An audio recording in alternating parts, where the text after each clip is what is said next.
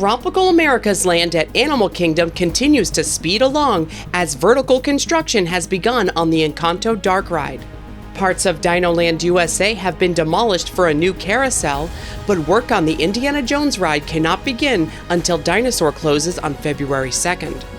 Plus, the Zootopia 3D show has opened, reusing many of the former effects from It's Tough to Be a Bug.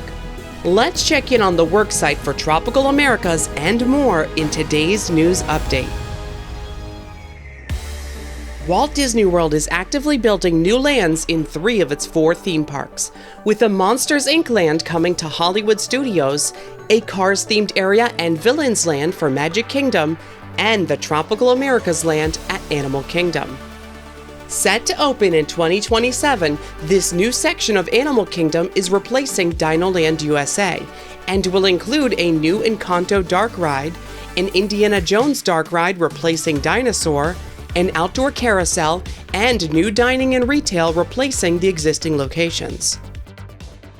The first pieces of steel went vertical for the Encanto ride this month, with Walt Disney Imagineering sharing footage of this milestone on social media.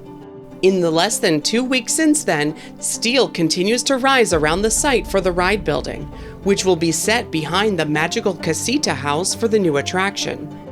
Much of DinoLand USA is still hidden behind work walls, with a long pathway dividing the Encanto area at the back from the future entry courtyard of the upcoming Pueblo Esperanza village of Tropical Americas in the front. Aerial views from BioReconstruct show how work looked right before vertical construction began on the Encanto ride building. We can see a section of construction at the back of the ride building that is littered with a large amount of conduit.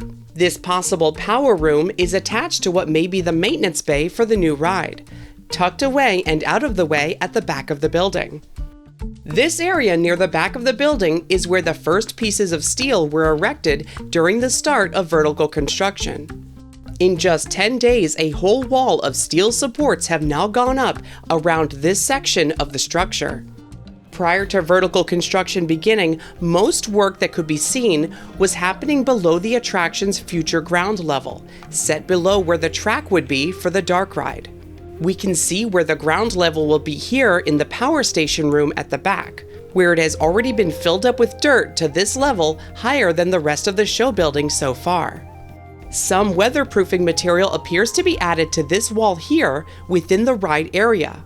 So perhaps sections of this basement level will be filled in with dirt after the conduit and other pipes have been placed. Beside the Encanto ride area and set between here and the Dinosaur ride are a set of buildings which have been left over from Chester and Hester's Dino-Rama. This former retail space and bathroom structure is being retained and will be rethemed for the new land. Construction fencing can be spotted around this tree, so it will likely be retained as well. Near the tree, some work is happening below ground with a large trench dug out behind it.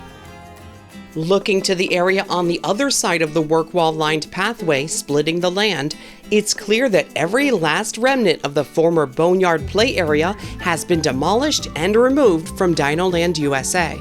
This is where a new carousel will be built for the Tropical Americas land.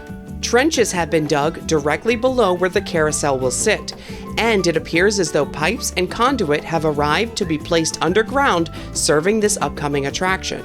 The location of the former animal habitat within this area has been smoothed over, preparing for the new land's future central courtyard area. A fountain in the middle of the village is planned for this area, directly in front of the rethemed Restaurantosaurus dining location. Restaurantosaurus will be transformed into a large hacienda. With additional seating added, it will make it one of the largest quick service locations at Walt Disney World. Restaurantosaurus will officially close on February 2nd, 2026, the same date as the Dinosaur ride. The final date to experience the ride and the restaurant will be on February 1st. Currently, you can find Santa Claus meeting in this area on the back porch of Restaurantosaurus. They are also serving holiday snacks and beverages in this area. This will be our final holiday season in DinoLand USA. And even with a large portion of the land already gone, we can still enjoy some decorations and Christmas lights hung up in the area that does remain. The two smaller dining locations for this area have closed permanently. The buffalo chicken chips and Dole Whip floats that were available at Trilo Bites near the entrance to the land can now be found at 8 Spoons Cafe in Discovery Island. Hand-scooped ice cream that was available at Dino Bite Snacks will find a new home elsewhere in the park in February.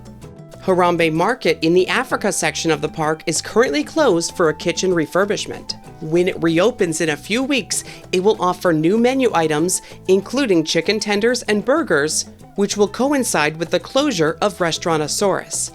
This will ensure that those theme park staples will continue to remain available even after DinoLand closes to be transformed into Tropical Americas. Some of the more popular items that were served at Harambe Market are currently being offered at the Kusafiri Bakery window in Africa, near the entrance to Kilimanjaro Safaris.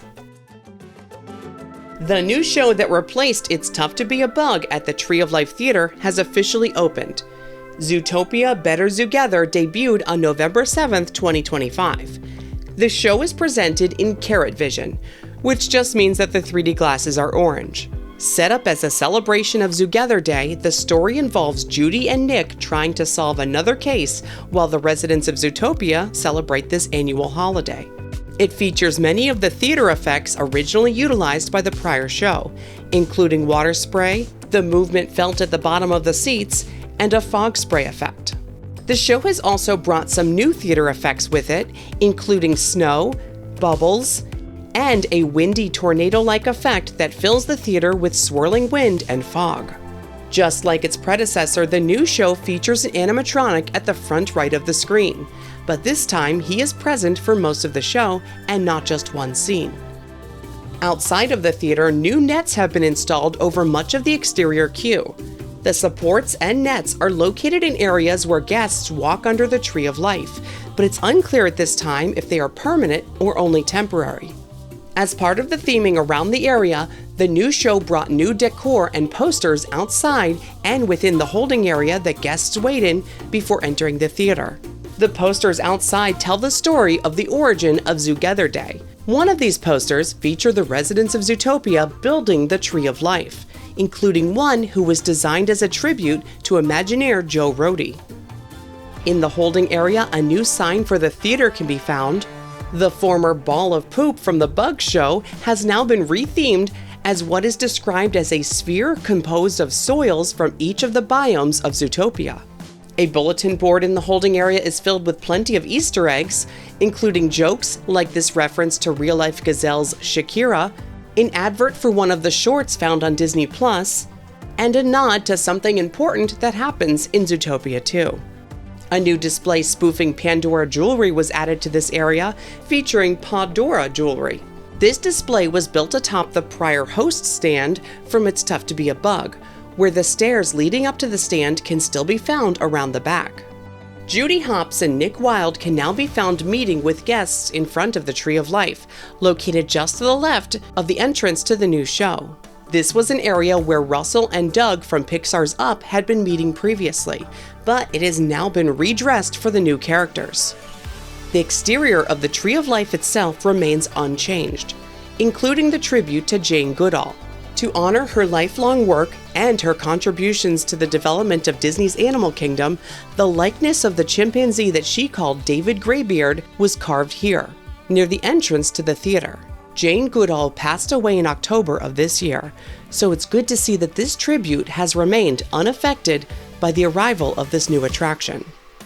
Be sure to subscribe for updates on the Tropical Americas land, as well as the Monsters Inc. land being built at Hollywood Studios. And don't miss our latest deep dive into all the new attractions coming to Universal Orlando, including expansions for Epic Universe. Consider supporting us by joining our Patreon for behind-the-scenes content and more. Patreon.com/themeparkstop. Thanks for watching. See you next time.